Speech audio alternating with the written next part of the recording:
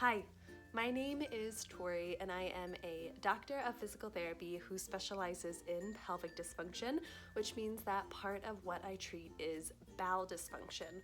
One issue that I find that I'm treating a lot is constipation. I love offering natural, easy, at-home remedies when I can, and I've found one remedy to be very helpful for certain constipated individuals. This remedy both softens stool and encourages peristalsis. I'll get into details later on in the video, but essentially it softens stool by pooling water into the intestines. And as far as encouraging peristalsis goes, let's not forget what peristalsis is. Peristalsis is that rhythmic-like contraction of the intestines.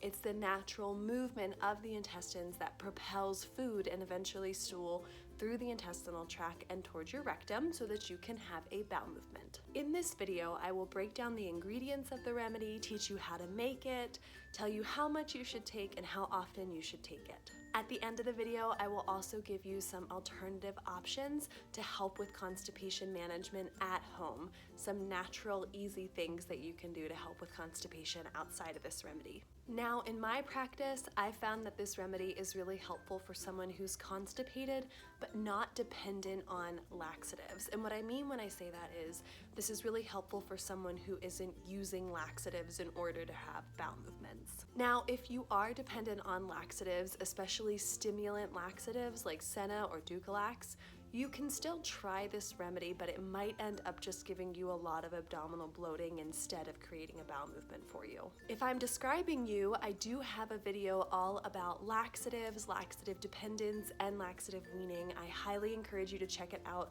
I'll link it both in the description and at the end of this video. So, this remedy consists of 3 ingredients: prune juice, applesauce, and oat bran. Prune juice, which is actually plum juice since prunes are just dried plums, is an ingredient because of its high sorbitol content. Sorbitol is something that's difficult to digest, which means that it stays in your intestinal tract the whole time that prune juice works through your system. And sorbitol works as a natural osmotic laxative, which means that it both softens your stool because it draws water into the intestines, but it also stimulates peristalsis, which, as we were discussing earlier, is that rhythmic contraction of the intestines.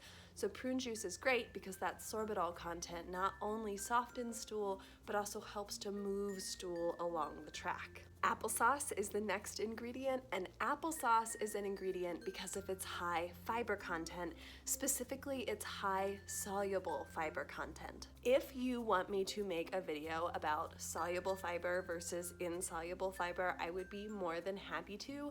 However, for the sake of the length of this video, you're gonna have to just trust me when I say that soluble fiber specifically does a fantastic job of taking dry, hard, difficult to pass stool and turning it into more of a gel-like, think toothpastey type consistency. Final ingredient is oat bran, and oat bran is also an ingredient because of its high fiber content, but this time, although it does have some soluble fiber, we're adding oat bran for its insoluble fiber. Insoluble fiber remains unchanged as it travels through your intestines, so adding in some oat bran helps to bulk the stool. Stool bulking naturally makes the stool a little bit heavier, which helps to pass it more easily through the intestines. And we also get a little bit of soluble fiber from the oat bran, which we talked about earlier, helps with that gel-like consistency. So we've essentially got 3 natural ingredients that create a triple threat. We've got the prune juice, which has the sorbitol content, which is essentially an osmotic laxative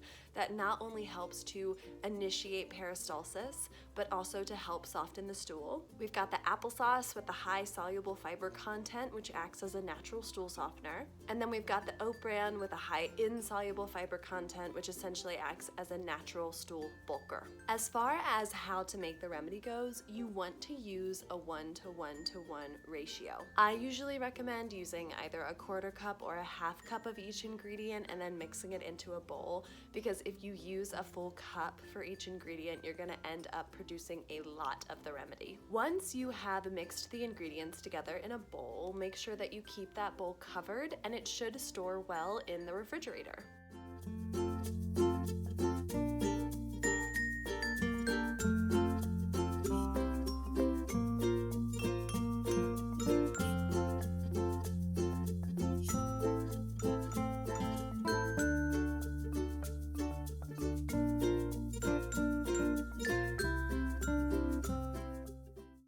Your intestines love routine. If you make this remedy and then eat a ton of it, your bowels are not going to respond kindly. Instead, what I recommend is starting with 1 tablespoon at night before you go to bed. Try this for at least 4 to 5 days, taking 1 tablespoon at night, and see what happens. If you don't notice a change in constipation after those 4 to 5 days, up to 2 tablespoons at night. Try that for 4 to 5 days. And again, if there's no change, try 3 tablespoons at night for 4 to 5 days. Up to 4 tablespoons. I max out around 4 tablespoons. I always tell my patients if the remedy isn't affecting you by the time you're taking 4 tablespoons, then we probably need to explore some other options. Okay. Let's talk about some other easy natural things that you can do at home to pair with this remedy to try to help with constipation and get things moving. One thing that you can try is movement after meals. And so what I mean by this is after you have one of your main meals, try getting up and walking around, even if you're only walking around for like 5 minutes. Movement is a natural stimulant of peristalsis, which means it's a natural way to get those intestines moving and contracting. So if you can, get up and move after your main meals. Another thing that you can try is self-intestinal massage.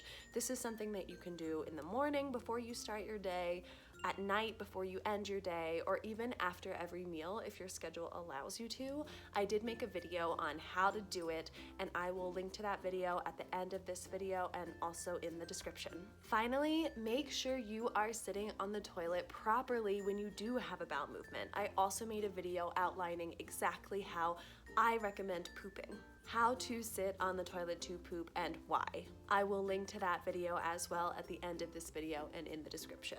Thank you so much for watching. If you found this video helpful, please give it a thumbs up and don't forget to subscribe to my channel for more content surrounding pelvic health.